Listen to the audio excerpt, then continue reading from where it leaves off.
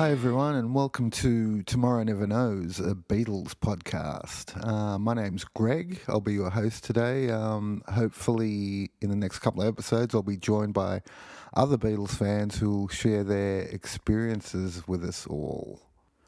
I'm a second generation Beatles fan, and I first got into them through the Beatles cartoons. I used to watch them on, I don't know, Saturday mornings or whenever they were on, and I used to love them.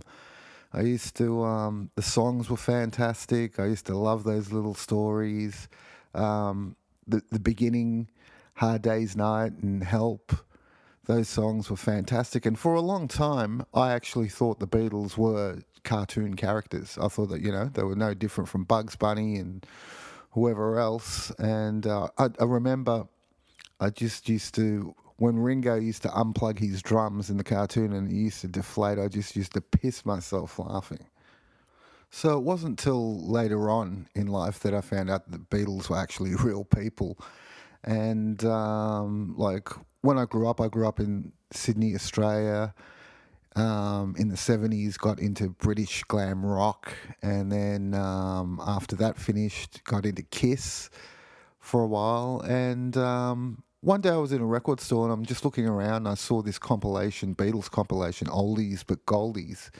And I looked on the back and I saw all those old tunes that I used to love. She Loves You, Hard Day's Night, all those. And to me, it was like, I don't know if you remember, but they used to put out these cartoon theme song compilations. To me, it was just like that. It was like all these things reminded me of cartoon, reminded me of my childhood. And I took it home. I bought it, took it home, and I was really excited. I was in a real like nostalgic stage, even though I was only like 13 or so. And then I put it on. I'm listening to it, and I'm thinking, and as I said, I'd listened to a lot of 70s glam rock and Kiss and all that sort of stuff. I put it on, and it just struck me how sophisticated these songs were. Even their early songs, it was just so sophisticated, and the harmonies and the vocals, and of course, the production wasn't great because it was so old, but I was just sort of awestruck by the songwriting. Especially, I was, these songs were just so complicated, but yet sounded so simple and were so huge. And I played that for a while. And then one day, I was at a friend's place and we were smoking a few joints, and I came home and I turned on the radio, as you did back in those days, and I heard this song with these. The song just came out and it had these exotic sounds, and I'm thinking, wow, what's this? And it sounded like the Beatles, and I'm thinking, well, it sounds like the Beatles, but it couldn't be the Beatles, because the Beatles to me were all the early stuff that I just mentioned, and then Let It Be and Hey Jude and all that stuff. But I'd never realised that there was a mid-period Beatles going on. And I'm thinking, what is this song? And then right at the end, the DJ said, that was the Beatles with a song called Norwegian Wood. And that was the best song I'd ever heard. And I thought, man, I've got to get this. I've got to get it. So the next day I went down to the record store and asked for Norwegian Wood. And he said it's on an album called Rubber Soul. So, but they were sold out of Rubber Soul. There was a compilation album, Australian-only compilation album called The Essential Beatles, which had it on there. So I took it home, and I'm thinking, man, I wonder if they've got other songs like this. I wonder if they've got all these other like freaky, weird songs for a young guy who just started smoking pot, wanted to hear. So I went back to the record store and I ordered Rubber Soul, and a couple of weeks later I got it, and then that just blew my mind. That just absolutely blew me away.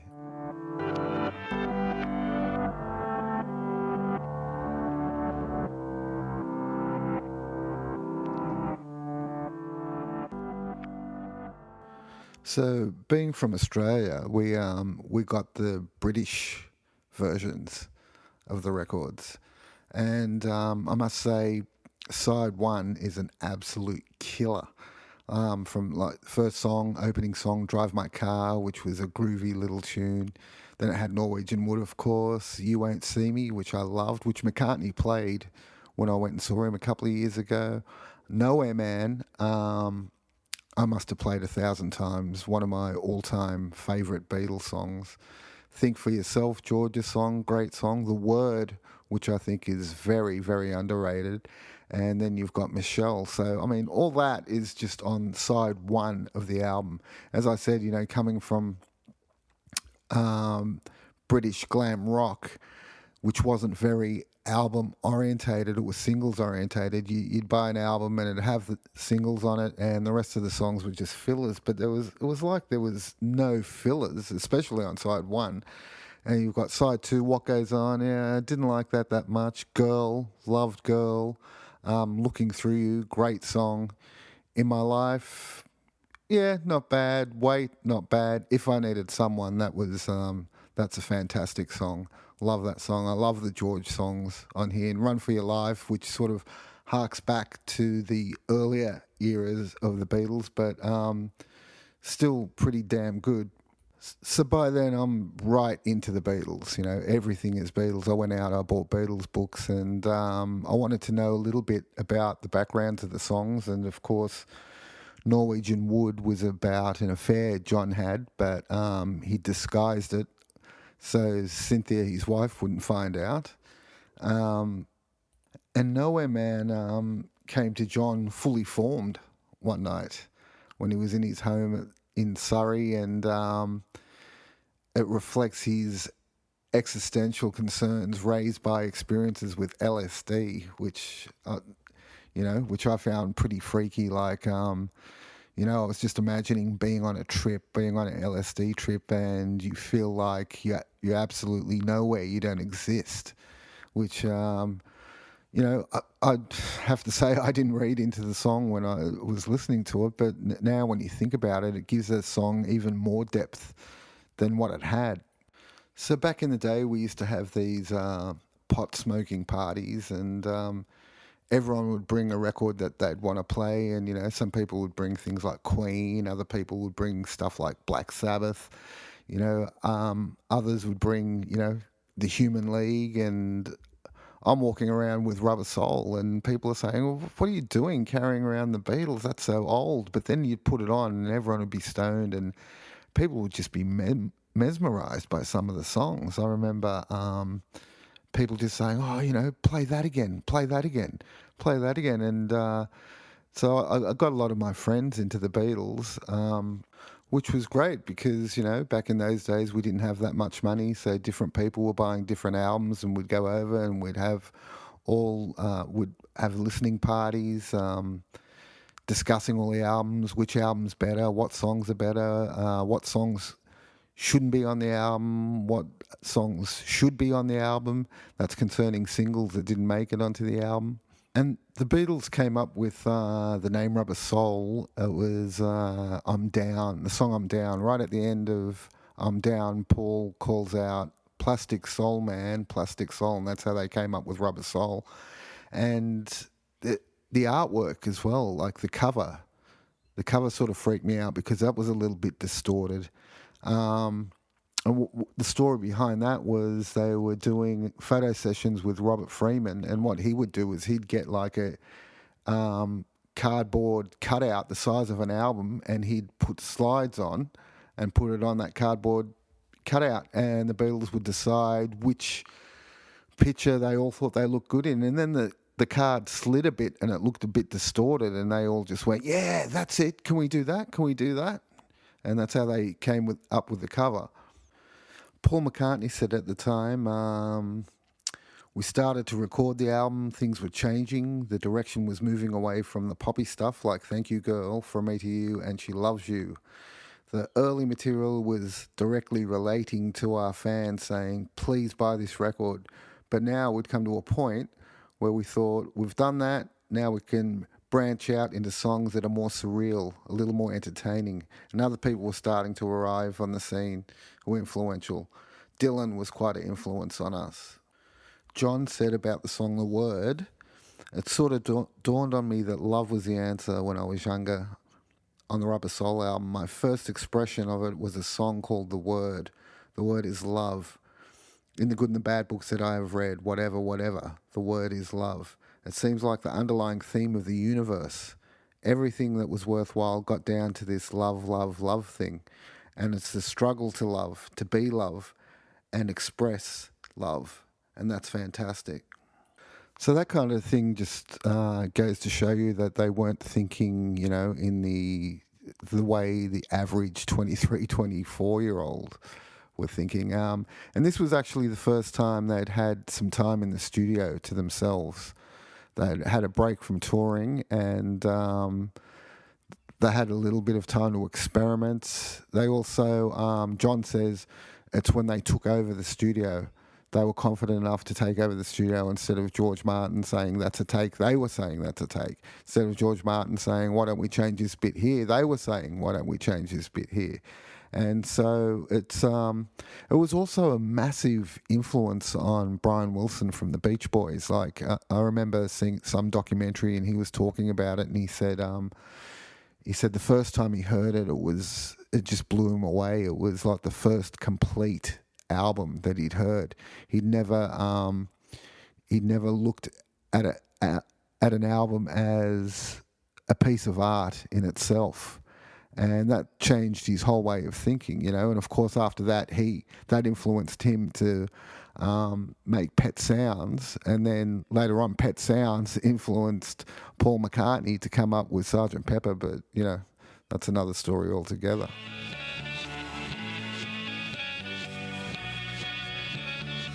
You're listening to Tomorrow Never Knows, a Beatles podcast.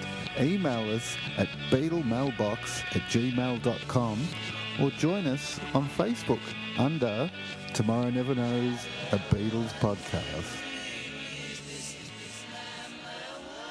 So the single from the Rubber Soul sessions was their first double A-side, actually. It was Day Tripper and We Can Work It Out. I'm a bit more of a We Can Work It Out fan. That was the song actually that McCartney played when I saw him. I was stoked when he did that. And my friends and I have had conversations about this in the past. If that single would have been included on the album, what song would have gone where? And I think the general consensus was the album probably would have started with Day Tripper and ended with We Can Work It Out. I really like We Can Work It Out because it shows the difference in the songwriting there. It's like, Paul has got the Try to See It My Way bit, and John's got the Life It's Very Short bit. And it shows a bit of a difference. A lot of people say you can't really tell the difference in the songwriting until Revolver. But I think you can with Rubber Soul. You've got songs like The Word and Girl and Nowhere Man, which really shows John's style. And then you have Michelle and I'm Looking Through You, which really shows Paul's. There was also an unreleased track called 12 Bar Original, which is available on Anthology now, but back in the day I'd read it in a book and I just had to get it. And so I went bootleg hunting, which I spent a lot of time doing, and which I loved until I finally found it. And I was a bit disappointed because it was just an instrumental. But in another book, it had it was saying that there was a song called Rubber Soul that was unreleased. So, of course, I went looking for that, and some bootlegs had it. Hunted down, it took me about 2 years to hunt down a bootleg that had the song Rubber Soul, and then when I finally got it, it was 12 Bar Original, and I was really pissed off, let me tell you. So I just want to run through the Rubber Soul Capitol release. I want to run through that version. I've never had a copy of that. I've got a few of the Capitol albums, but I've never had Rubber Soul. Okay, so starts off. First song is I've Just Seen a Face, which I have to say is not one of my favourite songs. To me it sounded like Simon and Garfunkel or something. Number 2, Norwegian Wood. Number 3, You Won't See Me. Number 4, Think for Yourself. Number 5, The Word. Number 6, Michelle. Number 7, It's Only Love. Number 8, Girl. Number 9, I'm Looking Through You. Number 10, In My Life. Number 11, Wait. And number 12, Run for Your Life. So that's only got 12 tracks on it, whereas the British version had 14 tracks on it. And I'm not sure I would have liked it anywhere near as much with that track listing. It's missing Drive My Car, it's missing If I Needed Someone. And I remember reading an interview with John Lennon where he was saying that kind of stuff drove him crazy. Like, they would work hard on the songs, they would work hard on the placement of the songs.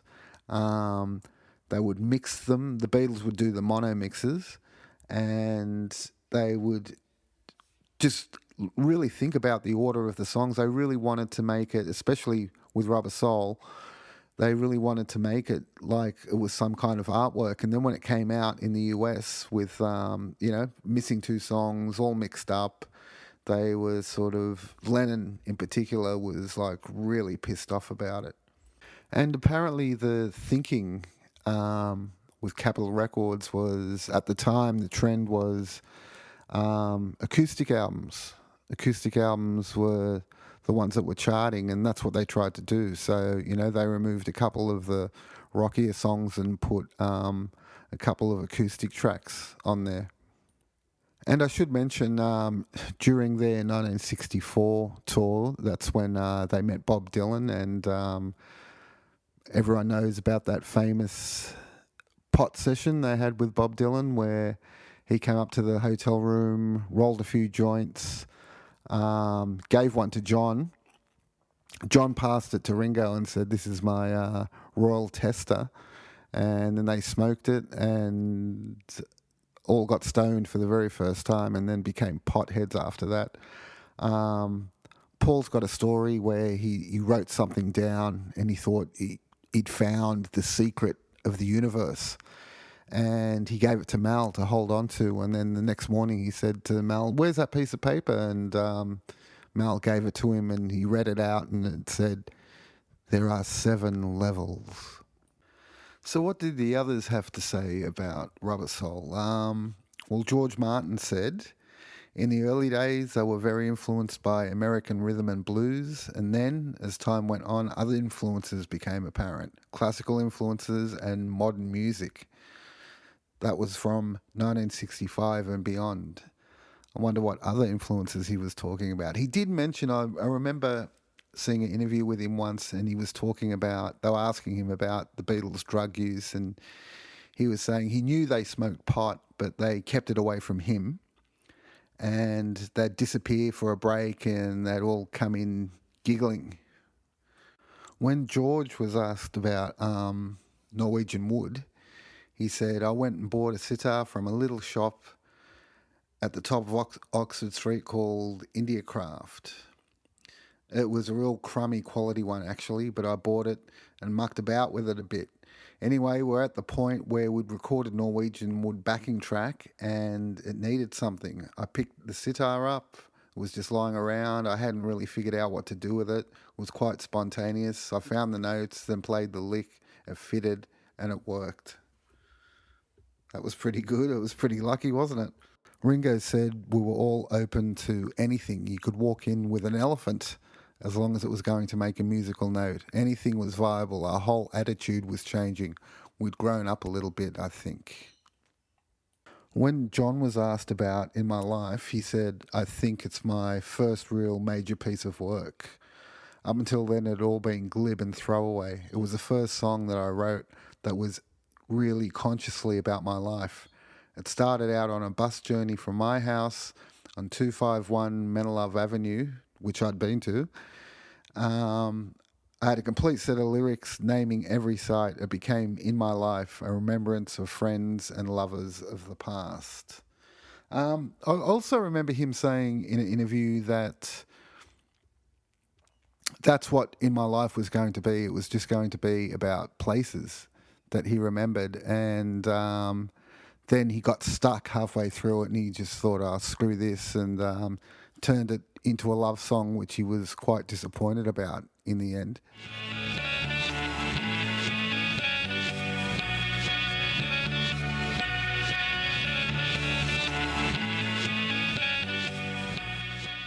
I'd like to get back to the Beatles cartoons for a minute. There's a book called Beatle Tunes, The Real Story Behind the Cartoon Beatles by Mitchell Axelrod, which is absolutely fantastic. I don't know if it's still available, but if you're into the Beatles cartoons, that is your Bible right there. Try and get it. I actually spoke to him once, and he was telling me about the years and years of research that went into it. He found out some incredible stuff when you read it. I also asked him about the Beatles cartoons. I asked him who owned the rights because, there was always a dispute over who owned the rights, and it never officially came out. And he was telling me that Apple have bought the rights, so maybe one day they will come out. But Rubber Soul is represented in the Beatles cartoons quite a bit, and I'll go through a couple of those episodes real quick. Okay, so the first episode from Rubber Soul is called I'm Looking Through You. Of course, it features the song. The Beatles are in Egypt looking for a place to rehearse for their next show. I don't know why they're in Egypt looking for a place to rehearse for the next show, but anyway, they enter a pyramid and Ringo gets confronted by a ghost who must exchange bodies with a human so he can walk amongst the people again. As a result, Ringo's soul becomes visible. Next is We Can Work It Out. The Beatles are in Hollywood, where George's talk of superstitions leads them to a lucky wizard who shrinks the group in order to steal their money. There's an episode called Run for Your Life. The Beatles are in Paris, in the Palace of Versailles, where Ringo gets knocked unconscious by a statue and dreams about the days of Marie Antoinette and Louis IV. The group tries to bring Ringo out of it with music. So as you can see, a lot of these were just, for a kid at the time, were just really good fun little stories with great music. Drive My Car, the Beatles are in America at a car race where they agree to help a beat-up old jalopy that has entered in the race. And there's a production note here. It says, in one scene, part of John's guitar neck and left arm are missing. Oh, there's an episode on the word. The Beatles are invited to Egypt again, they liked Egypt, by a sheik who has asked them to entertain his harem of beautiful girls. The girls unmask themselves, which is forbidden. Controversial. Anyone who gazes upon the unmasked girls must be thrown to the crocodiles. The group sees them, and the only way to escape punishment is by using the secret password, which is love. Nowhere Man. The Beatles run into a hermit that wants to be left alone. He tries to keep the group away from his cave as the Beatles sing. That would be annoying. And the last cartoon to feature anything from Rubber Soul is Wait. The Beatles help the Prince of Kropotkin find his princess and stop her arranged marriage to the wicked Prime Minister. And there's some production notes here. Note the length of John's sideburns and the different animation of Ringo while in the car next to the other Beatles. I would love to do a full episode on the Beatles cartoons. I'd maybe even try and get hold of Mitchell Axelrod, the expert, one day.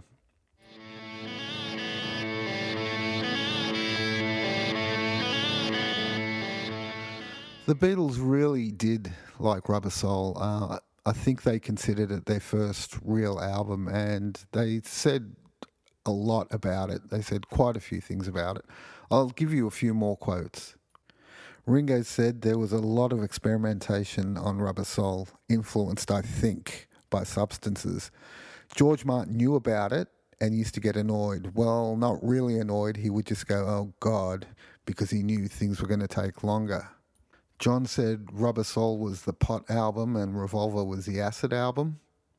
George said, songwriting for me at the time of Rubber Soul was a bit frightening because John and Paul had been writing since they were 3 years old. It was hard to come in suddenly and write songs.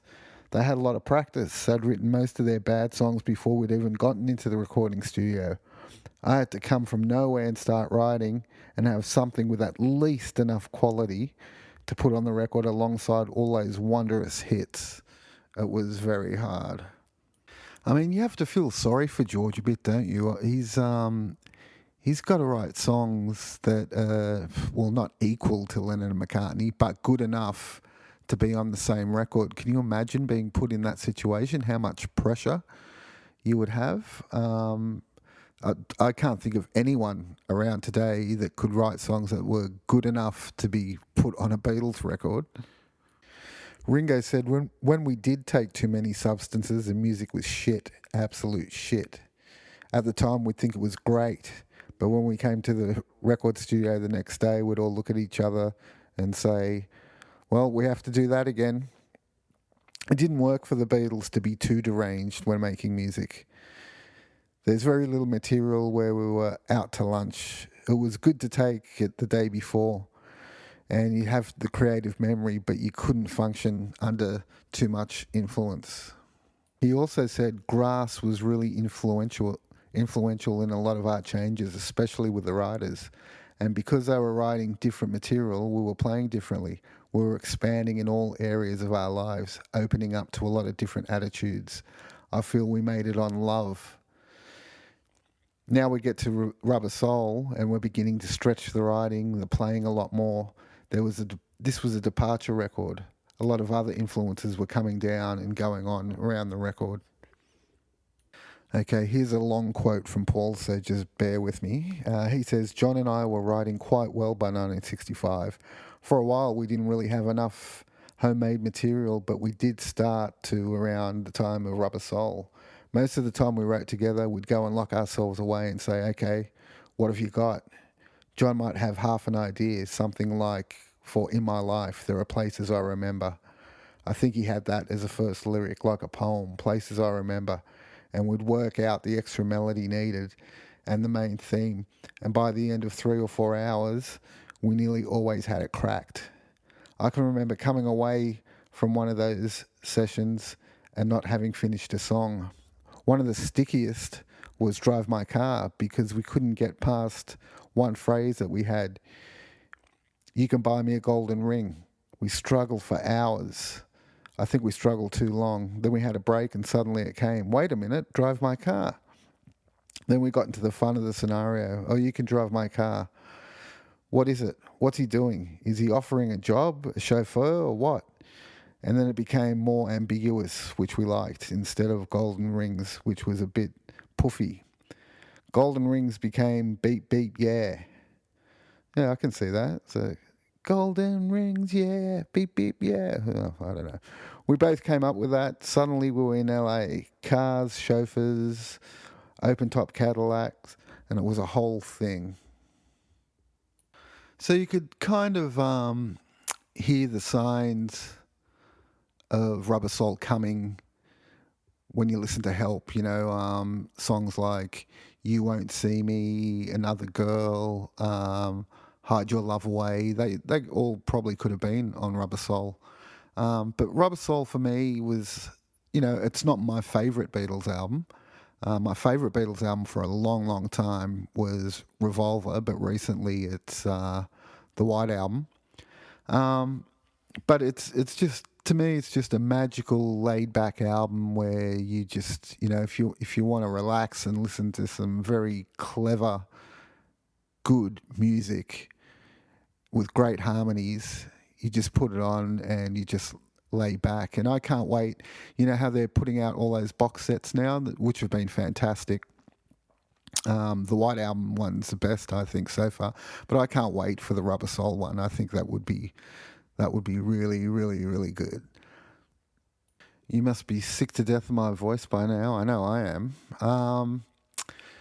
Join our Facebook page, Tomorrow Never Knows, the Beatles podcast, and ask any questions, post anything up. You'll get the latest updates on any episodes. Subscribe to the YouTube channel. Same thing. When a new episode comes out, you'll know. There's a couple of podcasts I listen to. One Beatles podcast I really like is called Things We Said Today. Those guys really know their shit. Listen to them. They're quite entertaining too. There's a Kiss podcast I listen to called Kiss FAQ. Glitter Glam Rock podcast that me and my mate Marty have called the Glitter Glam Rock Podcast. That's on YouTube, Spotify, all those places. And if you like rugby league, there's a podcast called Balls Out No Flops. And even if you don't like rugby league, they're just really funny guys. It's quite entertaining to listen to.